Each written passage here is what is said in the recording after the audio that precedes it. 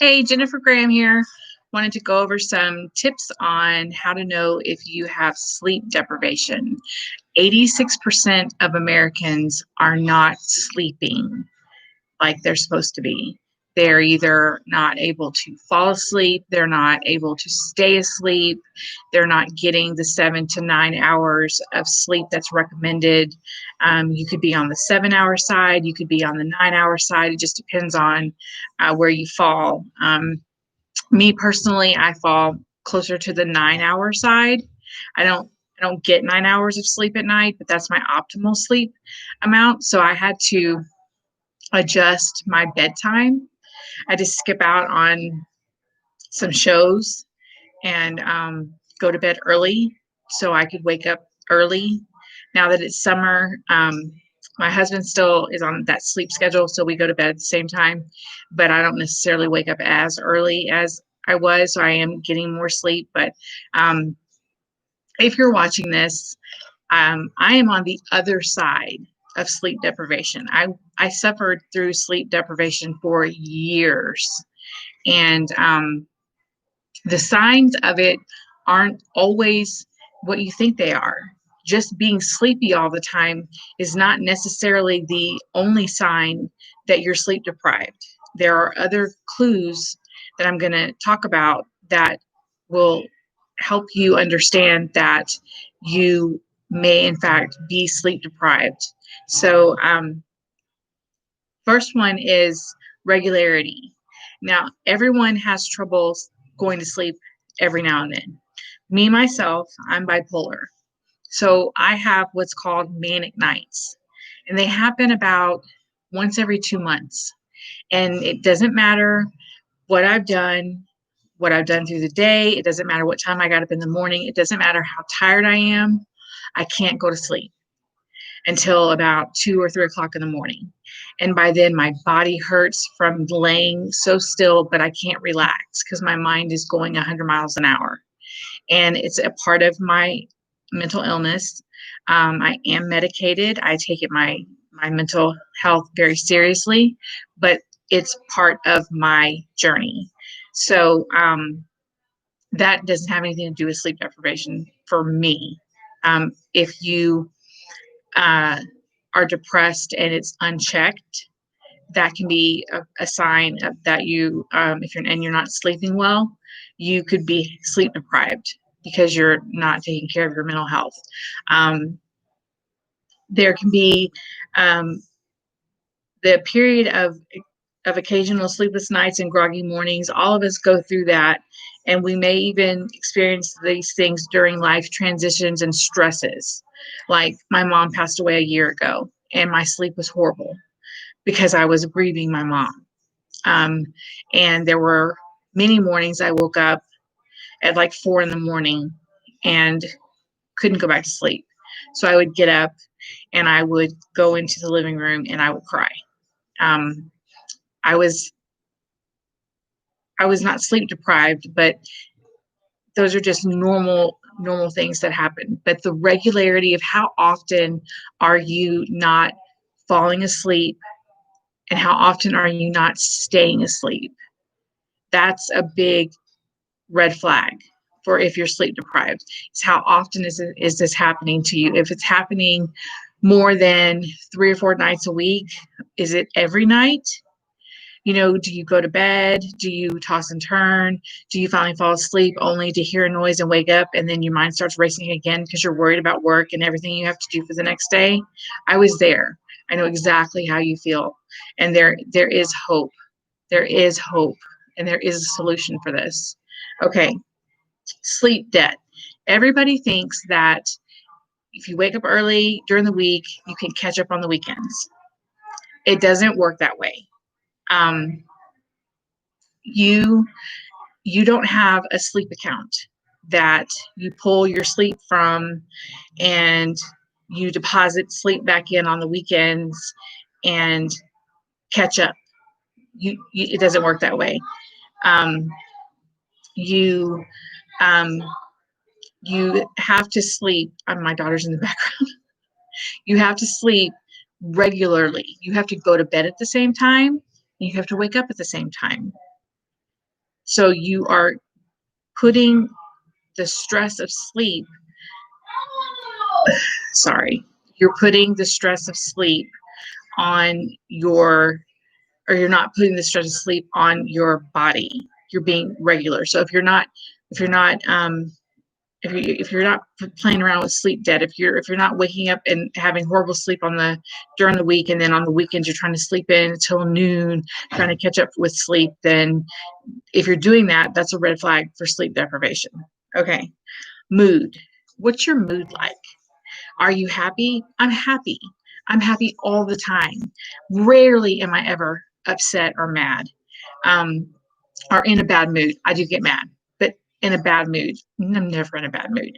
I'm always happy because I get enough sleep and I get good quality sleep, not just sleep that is okay, is good enough. I used to get that kind of sleep. I used to be so desperate for sleep that I went to extreme measures to get it. And it was a good enough sleep to get me through the day. Now I get quality sleep where I'm in deep REM sleep and staying there a good portion of the night. So when I wake up refreshed and renewed and ready for the day. I'm I get up, I get dressed, I put my hair up. I have my contacts in. Today happens to be a day I don't feel like putting them in. I do my videos, I do my Facebook lives, I do my posting, I work on my business, I take care of my kids, I take care of my dad. I'm just a happy, busy person. And so what's your mood? Are you irritable? Are you cranky? Do you snap at people? Do you find yourself not being as nice as you normally would be? That's a sign that you're sleep deprived. Okay. Increased appetite and or weight gain. Do you find that you're craving carbs when you usually don't? That you are gaining weight, but you're not eating any more than you normally do. If you don't sleep correctly, you will gain weight. I'm not a scientist and I'm not a medical doctor, so I don't know the scientific answers for that. My notes say that when you're sleep deprived, it leads you to crave for sweets, carbohydrates, or just food in general. Increased appetite may also be the result of hormones that kick in when the body is sleep deprived. So your hormones play a part in it. So it may not be anything that you have any control over, it's your hormones. Um, and if you find yourself um, gaining weight or craving carbs or drinking that extra Coke or doing things that you wouldn't normally do, those are red flags that you're sleep deprived. So, mistakes. Everybody knows what mommy brain is, foggy brain is. Forgot where you left your keys. You forgot where you left your phone. You forgot what you wore yesterday. Those for me, those are everyday experiences. And I'm not sleep deprived. I just happen to have a bad memory. Okay. But when I was a new mom way back in the day, I have 4 kids and my oldest is 24. So 24 years ago, when I was a new mom and had mommy brain, I was very sleep deprived. He had colic. He was up a lot of the night. I barely got any sleep. And I would the only thing I could do was take care of him. If I got a shower, it was a miracle because I didn't. If he was sleeping, I was sleeping. You know, and if you ask me how to do, I don't even remember those years really because they're such a blur. But I um, I had mommy brain. But if you are like me now and your youngest is 9, you shouldn't have mommy brain anymore. A 9-year-old is very capable of taking care of themselves for the most part. I mean, you need to feed them and make sure they take a shower and wash their clothes and, clean their room and, but they're pretty self-sufficient. So mommy brain can't be the what's going on if you are forgetting, if you're making mistakes at work that you don't normally make, if you're forgetting where you put things. I'm 48 years old, so age plays a part in that. But and I'm in a different situation. My forgetfulness is actually from a drug that I have to take for anxiety that goes along with my bipolar. So one of the side effects is short-term memory loss. And, you know, I hate that.